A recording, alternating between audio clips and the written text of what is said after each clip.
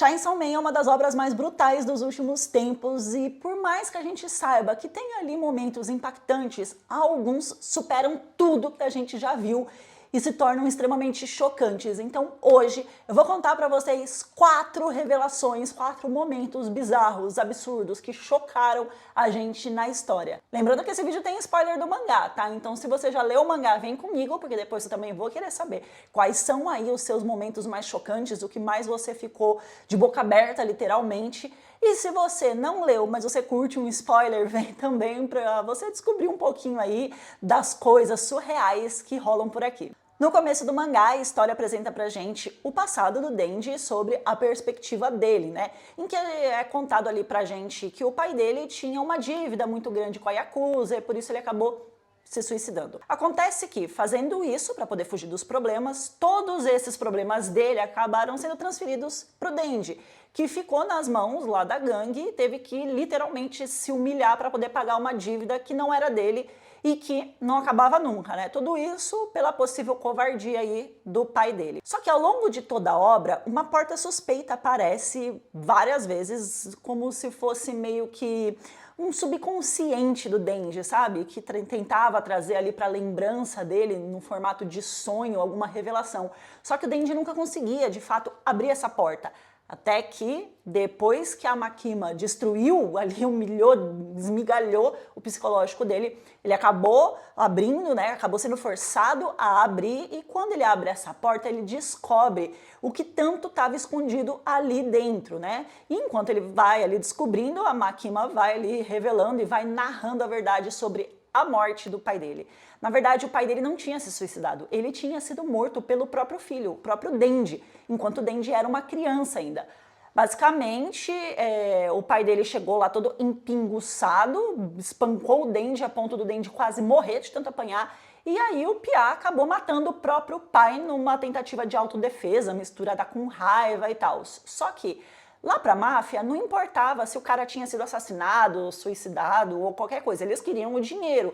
Então eles forjaram esse suicídio para poder transferir essa dívida pro Denji e conseguirem a grana de volta. Só que o choque de ter matado o próprio pai foi tão grande, mas tão grande, que a mente do Denji acabou apagando tudo isso e fazendo com que ele não se lembrasse de absolutamente nada, e aí passasse a acreditar nessa versão da máfia. E não foi só o Denji que ficou chocado com essa revelação, porque eu, e acho que a maioria das pessoas que leram o mangá também ficaram, né?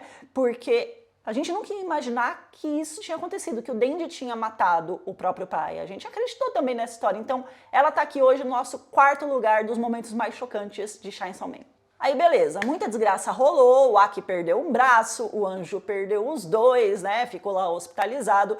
E entre uma catástrofe e outra que rola na história, e são muitas, a verdadeira identidade da Makima como demônio do poder acaba sendo revelada aí pra gente, e isso por si só já é bem chocante, né? Só que as coisas que ela faz pra poder concretizar o plano dela foram absurdas. O demônio do futuro mostra ali pro Aki, né, que o Denji vai massacrar ele a Power, e pra poder tentar impedir isso, já que ele criou um sentimento de amizade muito forte pelos dois, né? Sentimento esse que fez com que ele tivesse um desejo muito forte, muito grande, de que os amigos ali sobrevivessem e fossem felizes, ele vai atrás da Makima para poder pedir ajuda dela para evitar toda essa desgraça. E quando ele encontra ela na praia, ele descobre a verdade sobre ela, né? Que mais uma vez acaba usando o seu poder para poder controlar o Aki e tentar controlar o Anjo também, né? Que estava ali junto com ele, só que aí no Anjo não deu muito certo.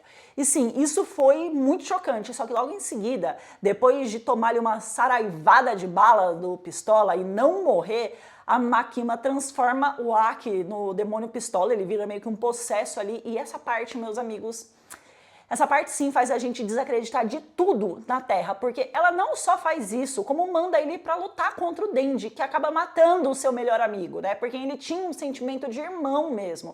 E o pior de tudo é que enquanto o corpo do Aki, que estava ali possesso pelo Pistola, estava lutando, o Aki estava numa espécie de sonho, em que ele era uma criança, estava ali junto com o Denji, também criança, brincando de tacarem bolas de neve um no outro, era uma coisa divertida, né? Em que o Aki pequenininho ali, criança, nunca tinha tido antes. E essas cenas aí seguidas do Denji matando ele realmente mexem muito com a gente, por isso está no nosso 3º lugar. Tá, a forma como tudo rolou com o Aki foi chocante, mas pelo menos na minha opinião, não supera os acontecimentos da morte da Power. E a essa altura, tanto o Denji quanto ela já estavam bem abalados psicologicamente, né? Por causa dos acontecimentos com o Aki. E claro que a Makima usa isso a favor dela para ter controle ainda maior sobre ele, sobre o Denji. Então o que ela faz? Ela armou todo um plano, chamou o Denji para ir lá para casa dela.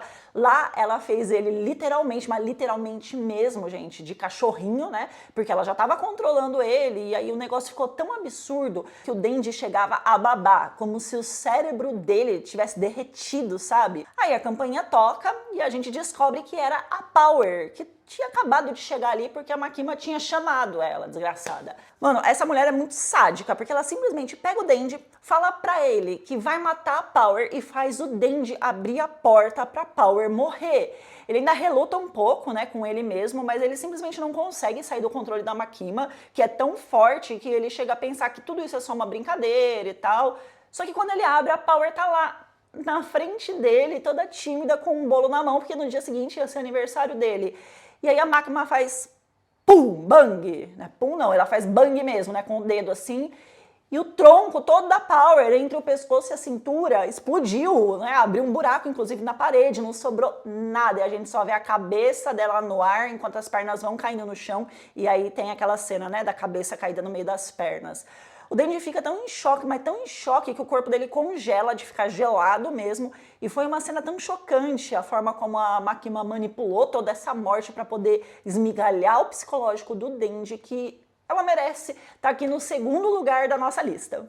Depois que a gente descobre que a Makima era o demônio do controle, a gente descobre todos os planos dela e vamos acompanhando aí, né, ela tocando terror e matando uma galera, muita gente mesmo, inclusive personagens que a gente amava, como a Power, que eu acabei de citar. E aí a gente tem a batalha final do mangá, que fica entre ela e o Denji. E apesar de ser rápida, é uma batalha sangrenta o suficiente para deixar a gente bem apreensivo em relação à vitória do Denji. A gente chega a acreditar que ele não vai vencer.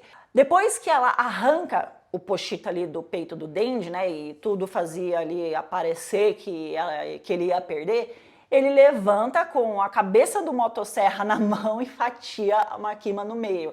Só que o grande problema era como fazer para que ela morresse de fato, porque ela tinha lá a capacidade de regeneração, tal, ela não morria, não tinha como, já tinha matado ela mais de 25 vezes. Então a solução do Denji foi o quê? Picotar completamente o corpo dela, guardar em potinhos e congelar, né? Para aos poucos ir cozinhando a carne dela e comer cada porção numa refeição. Esse final conseguiu surpreender completamente, pelo menos a maioria das pessoas que acompanharam o mangá, porque ele fugiu totalmente de todos os clichês de derrotas de vilões que os shonens apresentam pra gente, né? E por isso esse acontecimento tá aqui no nosso primeiro lugar na lista dos 4 momentos mais chocantes de Chainsaw Man. E eu lembro que quando eu li isso, eu fiquei, meu, não é possível. Eu gostei muito do final, achei surpreendente, eu amo muito Chainsaw Man, então pra mim foi algo que foi bem original e diferente. Agora eu quero saber de você quais são os momentos mais chocantes, mais absurdos que você acha que rolou aqui na obra. E me conta também se você tá acompanhando a segunda parte, a segunda temporada do mangá, e se você também tá assistindo o anime, tá bom?